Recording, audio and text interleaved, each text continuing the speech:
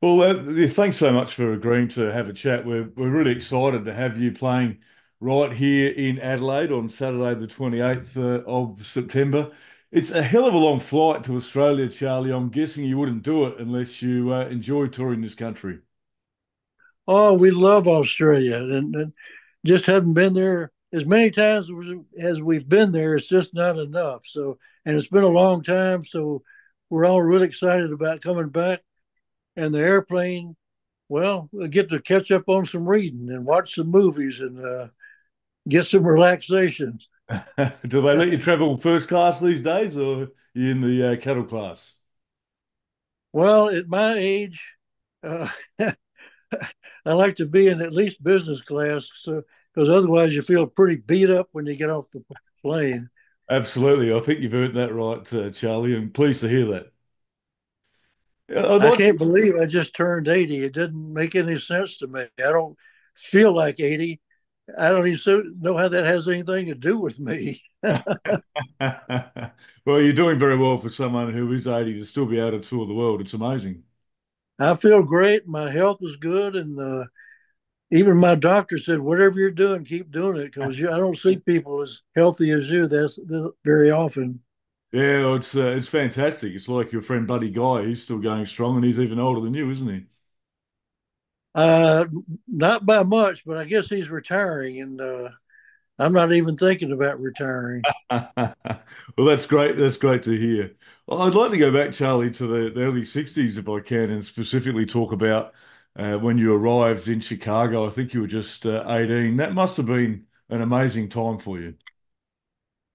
Yeah, gosh, I knew it was pretty special at the time, but as the years go by, it just got even more bigger.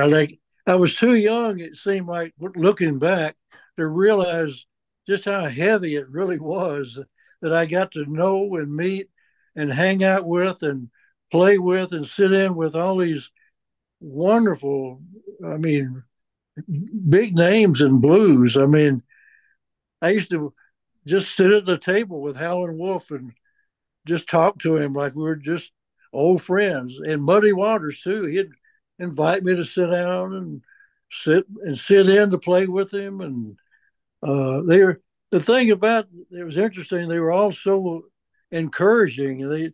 They were flattered that a young white kid would know who they were and had their records and respected them and admired them and loved their music and that was really something for them because uh, at that time, people were saying that blues was dying out, that it was, when, and they were, black kids my age had no interest in blues. You know, I'd work in factories with guys my age, and on Monday morning, you talk about what you did over the weekend, and I'd say, well, I went down to see Muddy Waters, and a black guy my age would say, man, what's wrong with you? I said, what do you mean? It's, man, that's the old folks' music. I said, well, it might be the old folks' music, but I like it. And I said, I like Howlin' Wolf too. Howlin' Wolf, man, you're crazy. They could not believe that I liked their parents' music. And they just thought I was way out of it. So when I would go in these clubs, there was nobody my age in these clubs. It was strictly adults. Yeah. But coming from Memphis, I already knew how to drink, so I just fit right in. I was going to ask you, as a young white kid, was it intimidating at all going to those predominantly black clubs? What about going to the predominantly black clubs? Was it intimidating, as a white Oh, kid to go into those clubs? I didn't feel that way at all. I Mm. mean, uh, coming from the South, I mean, it was like right here where I live in Clarksdale, Mississippi, is it's 80% black, Yeah, and everything is melody. There's no problems at all. yeah, Everybody's real nice to each other. It's not the stereotype that people talk about when they think about the South and Mississippi. And I mean, that stuff, it did happen in the past, but it ain't happening now. It's well, it's still jerks wherever you go. I mean, I when I left the South and went to Chicago, I thought I would see no prejudice at all. And it was just as prejudiced there as anywhere else. It wasn't any difference. Yeah. And I remember me and Little Milton talking, laughing about how different we thought it was going to be. And when we got there, it was just the same old baloney. But I was raised to always respect everybody. My mom used to tell me, God made everybody, and you respect everybody, because if you don't, you're disrespecting God, and we don't do that. Yeah. Tell us about the time you mentioned Muddy Waters. Tell us about the time, well, the first time he asked you to get up and play with him. Well, I'd been going around to all the clubs, and it never occurred to me that I could be a musician. I loved the music, and I had taught myself to play, and I'd learned from a lot of real old timers in Memphis. But I didn't know that I was preparing myself for a career. I'd have paid a lot more attention. So it still hadn't crossed my mind that this was something I could do. I was just hanging out in the clubs and socializing and enjoying the music. I mean, how great it was it to go and hear the Muddy Waters till 4 in the morning. I mean, it Yeah. was just tremendous. And I'd ask Buddy, I'd request tunes or something. And he'd say, "How do you know that tune?" I said, "I got the record." I had stacks of old 78s that I'd collected. Anyhow, I'd gotten to know this waitress really well. And she told Muddy, "You ought to hear Charlie play harmonica." And Muddy's like, "What? Charlie plays harmonica?" Next thing I know, he's insisting I sit in. And wow, I couldn't believe it. There I am standing on stage next to Muddy Waters while he's singing, and I'm playing harmonica. It was unbelievable to me that I was doing that. And I Yeah. was 18 years old. Well, the beauty of all that was that a lot of musicians hung out at Pepper's Lounge, which was Muddy's home club where I always played when he wasn't on the road. And all these musicians were seeing me sit in with Muddy, and I guess they liked the way I played because they started offering me gigs. And I thought, wow, you're going to pay me to play harmonica? Well, that was my ticket out of the factory. And that got me really focused on playing music as a career. And it seems to have worked out so far. I understand for a time in Chicago you lived with Big Joe Williams. Can you tell us about that? Well, we started off, I had a job working for Jazz Record Mart, which was also the home of Delmark Records. Hmm. And I stayed down in the basement. Joe and I had cots down there. And so we lived in the basement there. And then I got in a fist fight with the owner of the place and had to leave there. And Joe was out of town when this happened. And it was just by coincidence, a real good friend of mine had another record shop in another part of town. And I went over there and he said, "Well, man, you can work here in the daytime and there's rooms behind the shop and you can stay back there." Well, when Joe came back to town and found out I had moved, he immediately moved over there where I was too, because he didn't like the guy that I had the fist fight with either. So we would just hang out. When I wasn't working in the record shop, we'd sit around and play together and drink beer. And he'd tell me all these stories. I wished I had kept a journal and wrote them all down because I thought I'd remember them, but I can't remember all those stories. But it was a real education because he was like, gosh, he was one of the last of the real old time itinerant blues singers. He knew Charlie Patton and Yeah. Robert Johnson and a whole bunch of guys that never even recorded it. Nobody knew about but Joe. And man, all the stories, I wish I could remember them all. But that was quite something to go with him to some of the blues clubs. Like we'd go in to see Muddy, and Muddy, like when Muddy was young, Joe was like his hero. So he'd make a big fuss over, "And ladies and gentlemen, we got Big Joe Williams in the house tonight, the man that wrote Baby Please Don't Go." And he'd buy us a bottle of whiskey and uh, set us up with drinks and stuff, which is not always a good idea with Joe because Joe could get real. Well, he never knew which way Joe might go with it if he had enough to drink. He might get ugly or he might get happy, but when it got ugly, it was time for me to go. Yeah, Many times I'd see that look in Joe's eye, and I'd say, "I'm out of here." You know? And then many hours later, Joe would come stumbling in and still angry about something that nobody understood but him. uh, I bet Joe took no nonsense from the venue owners and the festival organisers and the like. oh, I've seen people pull guns on Joe, and and Joe was quick to pull a knife on somebody too. He would if he got drunk, sometimes he would imagine things that weren't happening. He would imagine somebody was giving him a dirty look, Yeah, right. and that was then it was that's when it would start, and that's when I would leave. I was intrigued to read that you used one of Big Joe's guitars on one of your songs on your Mississippi Sun album.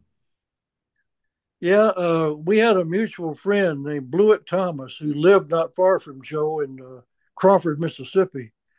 And when Joe died, my friend inherited one of his guitars, and he had kind of cleaned it up. I wish he had left it just like Joe left it, but he had it cleaned up and fixed up, and a mutual. Then that guy died, and a mutual friend of ours came by the studio where I was recording and happened to have Joe's guitar.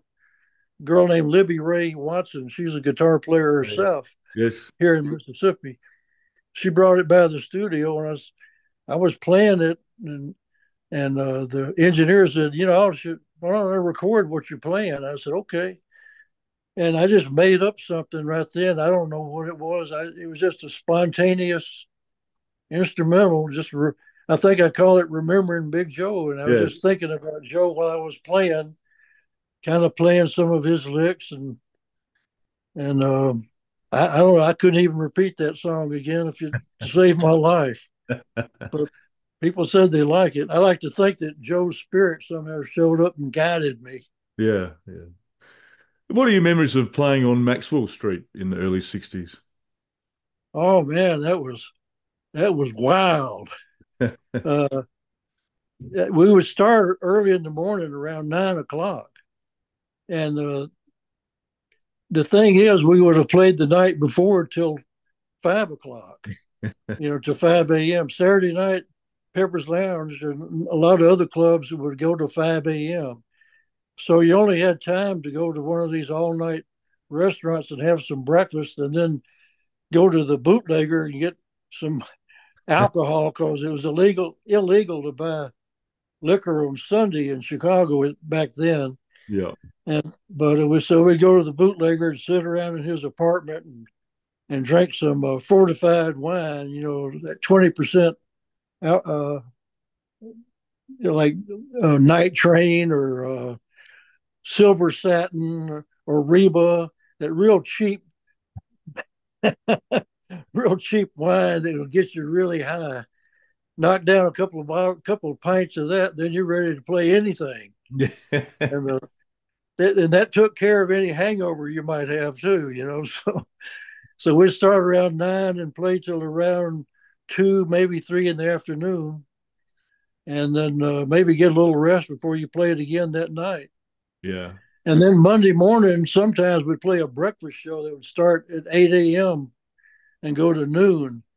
And that 8 a.m. breakfast show was all the hard partiers that were still going from the weekend. They were hookers and gangsters and dope dealers and who all kind of rough, really rough folks.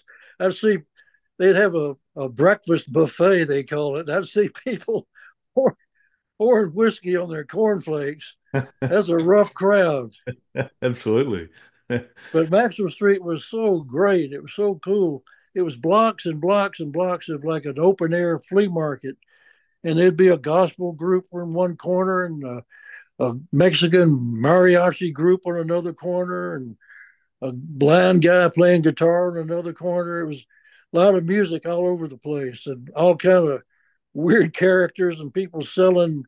I mean, you could buy anything, and I'm talking about anything in that market. It was really wild. It's Sounds all gone fantastic. now, and I'm Yes. sorry it's gone. It was there for like 100 years or something. It Yeah. was. Yeah. It's It's a sad. It's not. shame it's gone, but I'm so thankful I got to be part of it. Yeah, absolutely. Just 5 or so years after you arrived in Chicago, you're 23 and you recorded your first album. How did that all come about? Well, Sam Charters produced that, and he would come through Chicago fairly regularly, and he knew that I knew where everybody was playing, and back then you didn't have computers where you could just look up stuff like that, and I would take him around to hear different groups that I thought he should hear, and he saw me playing and sitting in with people, and then the Butterfield album came out on Elektra, and Sam Charters was working for Vanguard, and he thought, well, we should put out a Charlie Musselwhite record. So he had already recorded me with Big Walter Horton for that series called Chicago the Blues Today. Yes. And when he called up and asked me if I wanted to make a record, I said, well, yeah, sure, I'll make a record. I hadn't even thought about making a record, but I called up some guys that were available, and they met me in the studio, and we just recorded. That band never existed except in the studio, Yeah. and we only had 3 hours. Sam said, "You got 3 hours. You can't go a minute over 3 hours. They would have to pay double scale, and Vanguard wasn't going to pay double scale. So we just knocked it out, one tune after another. Yeah. I guess if I remember right, everything was done in about one or two takes, and Yeah. that was it. I just named the key and counted off and go for it. These days, you never. It's, it takes more than 3 hours just to do one song. Yeah, that's right. Is it true that album's never been out of print? Never been out of print. Amazing. And I remember when the 50th anniversary came around, I thought Vanguard might be interested in doing some kind of I don't know, maybe get the band back together and recreate Stand Back Again or something. But they had pretty much zero interest, and they weren't into it. So I don't know. That's how it goes in the record business. Absolutely. That album, it must have been life-changing for you. I mean, was that when you realized that you might be able to actually make a career out of being a blues musician? Well, it was sure a big surprise for me because recording that album, especially just knocking it out in 3 hours, it was just kind of a lark. Yeah. We had, I didn't really have any expectations at all. I just didn't have any idea what would happen. But suddenly I'm getting calls to come to play different places, and I understand I'm being playing on the radio and on the West Coast, and got a lot of calls from the West Coast, and I kept putting them off because this was all new to me. I just been playing these little rough little blues clubs in Chicago, and the idea of going out on the road. I mean, me and Johnny Young and JB Hutto, we used to go out and play little towns around Chicago and maybe in Iowa or Southern Illinois or Michigan or something, but that was different than touring. We'd never really done that. Yeah. So finally, I gave up and told this guy, "Yeah, I'll come out to California and play for." He had a month of work for me, and I came out there fully expected just to go back to Chicago. But all of a sudden, I saw the whole West Coast had these big ballrooms, big clubs that could hold a lot of people and could pay you really a lot of money compared to Chicago. And Yeah. so I thought, well, I ain't going back to Chicago. And that album put me on the road and gave me a career. Yeah. and it was all kind of a lark. So I'm thankful for it. Yeah, it's fantastic. What are your thoughts on today's blues scene? Well, uh, there's a lot of people out there that call themselves playing blues. It doesn't sound like blues to me. Uh, a lot of people seem to think if you can play three chords, that that's blues. But somewhere along the way, it seems like the feeling kind of got lost, and it's more about technique. Yeah. It's like how fast you can play or how many notes you can play, and it's like the technique has replaced the feeling of the music. Where it used to be the other way around. You use the technique to support the music. Now they use music to support the technique. Yeah. So to me, it's kind of disappointing. But uh, anything that'll lead people to the right stuff, to the real blues, it's and anybody that can squeeze a penny out of this business, I say more power to you. Do you have any So favorite? it's all good in its own way, and I'm still doing what I do, and there's room for everybody. Do you have any favorites amongst the guys playing today? Well, there's a really young kid from Jackson, Mississippi named Rel, which is short for Harold, Rel Davenport. And man, is he good. He plays guitar and harmonica, and he plays the old style. He loves the old style, the real style with feeling. And he's going to really go somewhere, I believe. And it's really exciting. In fact, there's quite a few young black guys that are playing the real blues again. That's great. And I remember one of them saying, "We're taking it back." Well, actually, nobody's took it away. You're there the whole time. It's Yeah, just up to you to get it. So that's really exciting to me, and really hopeful. And I love seeing this new development. Uh, Young, teenage, and early 20s black guys playing the real blues. That's just great. I love it. fantastic. Tell us about the band that you're bringing to Australia on your forthcoming tour. Well, they've been with me for decades. June Core on drums, and June is short for junior. It's not a girl. And Randy Bermudez on bass, and Kid Anderson on guitar. And they've all been with me to Australia before, and we're all looking forward to coming back. It's been too long. Yeah, absolutely. And I was curious. You've released over 40 odd albums. It's a huge body of work. How do you work out? How do you determine what you're going to include in your set list from so many songs? Well, a long time ago, I figured out you can't please everybody. You can't figure out how to please everybody. So I just try to please myself and play songs that I like, that I feel good about, and I relate to, or and the songs I write about what I know or what's happened to me, or and it seems to work out okay. I figure if I like it, it's going to be a few people that like it too. And the main thing, it seems to be that we all get together and play what we really love, and we have so much fun on stage playing together that the audience really can't help but have fun listening to us because it's so infectious. Yeah. The fun we're having, you'll have it too. Final question. Will we see you play guitar during the Australian tour?